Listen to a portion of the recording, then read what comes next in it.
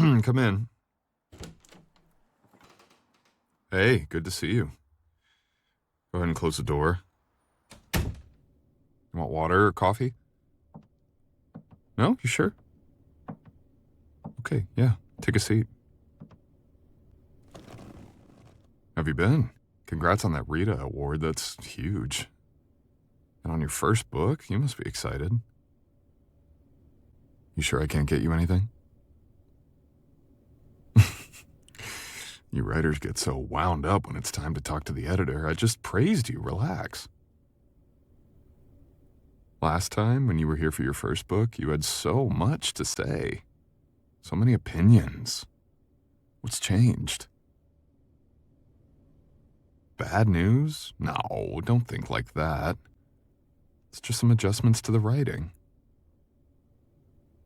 All right, we can jump right in if you want to, but I'm getting us some water. You know, it's funny, your first book really rang true to me. You found that pocket with your main character. She was cynical, funny. Yes, there is a but. But this one, it just isn't hitting me in the same way in certain spots. Well, for starters, your main character. You describe her as someone who doesn't have much worldly experience, yet she has all this confidence in situations where she probably wouldn't.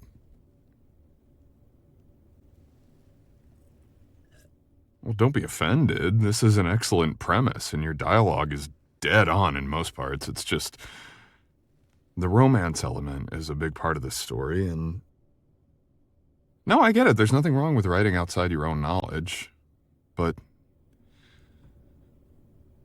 how do I say this? The audience has to believe it.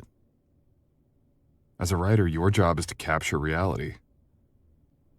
Doesn't matter if the book takes place right now or 100 years ago or in a world that doesn't even exist. It has to seem real. And if it seems real to you, it'll seem real to them. The problem is I don't think you believe in these scenes you've written, and it's creating this distance from your usual authentic tone. Why not? Well, let's take one of your scenes and use it as an example. Now don't worry, I'm the editor. I'm on your side. My goal is to make your book the best it can be. But where are my glasses? Oh, you like them? Thanks. I never thought I'd be a glasses guy, but staring at words all day. 82, 83. Okay, so here. Chapter 12. She has her first flirtatious encounter with this guy. And it's cute. We've got a nice little back and forth going. But it's missing action. No, not like a fight scene. Actions. What is he doing? How is he standing? Is he fixing his hair and pulling at his shirt a lot like he's nervous? Is he standing straight and smiling like he's done this 100 times? Is he leaning in close to hear every word she says? You get what I'm saying? And then tell us what she's doing. She has all these sassy little remarks, but is she scared? What's her posture? Where do her eyes go when he speaks? But see, I don't think she would hold her ground this much with him. You say yourself she isn't super well acquainted with men, so if he gets all in her space, telling her things like, what's the line? Oh, here. He stepped forward a little too close and bent down with a gaze that challenged her to look away. I get the feeling you don't say a tenth of what you're thinking, he said. I mean, your character's going to take a step back, at the very least, right? Maybe get more reserved. I mean, he's calling her out. He's telling her he can tell she's got ideas, and he wants her to share with the class, so to speak. That's a little bit like you. When I talk to you, your eyes go to the floor like you've got lines written down there or something. That tells me you're nervous. It's okay if you are. I know these meetings are tough. The way you are behaving is realistic. You're new to the literary world. You're not going to barge in here and throw the manuscript across the room like some hot-headed bestseller, right? You're going to do what you're doing right now. Listen, I know a good story when I read one. You're cooking a decent meal. I just want you to add some flavor. So just ask yourself, what would you say? And I don't mean what would you like to say or what you picture yourself saying. What would you actually say? If a guy said to you, you don't say a tenth of what you're thinking, you'd probably prove his observation correct and not say anything. No, or like that, yeah, laugh it off, right? Right. So anyway, don't try to be clever. Instincts are clever enough. Let your instincts write the story. Another example? Sure. So let's see.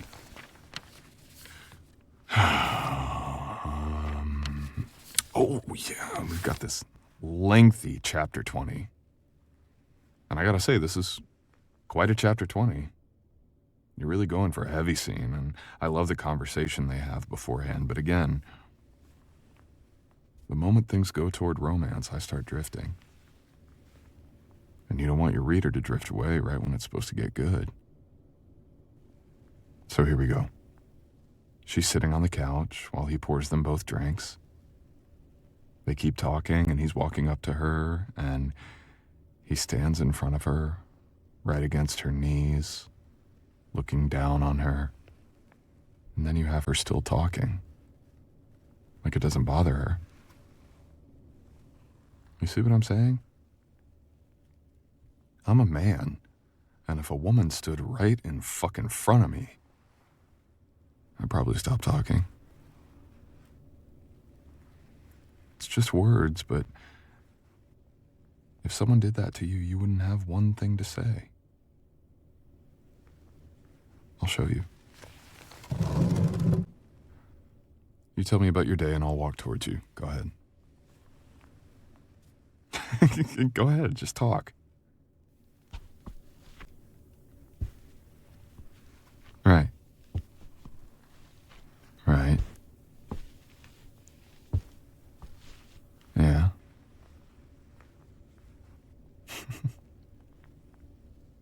See, I'm not even as close as he is in the book. And you've completely run out of words. Why is that?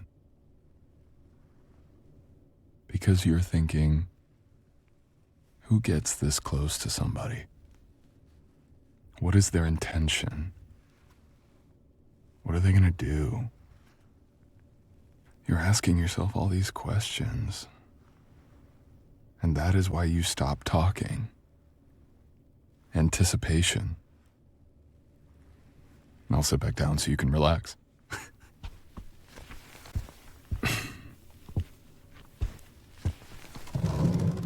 You're still not ready to look me in the eyes, huh? Come on. I'm all the way over here. All right, fine. No problem. So let's continue, okay? The guy is standing right there with the wine, looking down at her, and then what does he say? He says, how much of this bottle are you going to need to look like you're having a good time?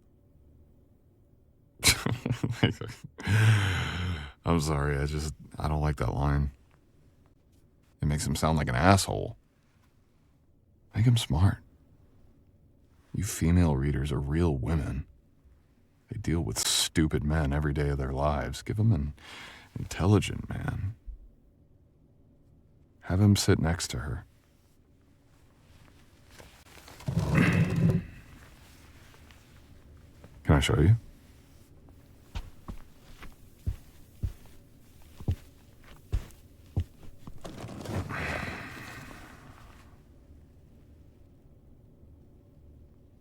See? Isn't this a little less intense? Now, what would you do? There, you looked at me. Well, for a second.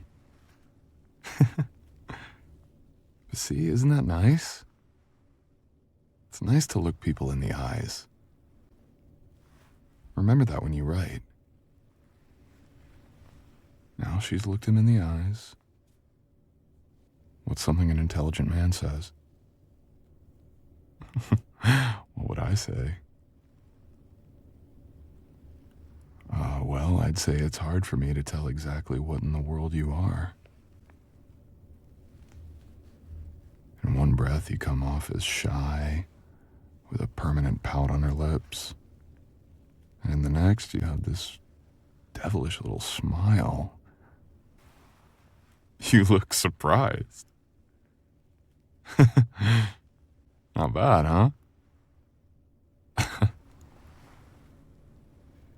Your greatest asset for scenes like this is nervousness. Is she going to second guess everything and pull away? Is he going to push too hard too soon and scare her off? Is he going to show his true colors to be just like all the other men? The ones she's denied in the past? So we have this scene. He's given her this long thesis about how attractive he finds her, you know. What did it make you want to do? Come on, don't be nervous. It's all fiction, remember? Ask yourself honestly, what did you want to do?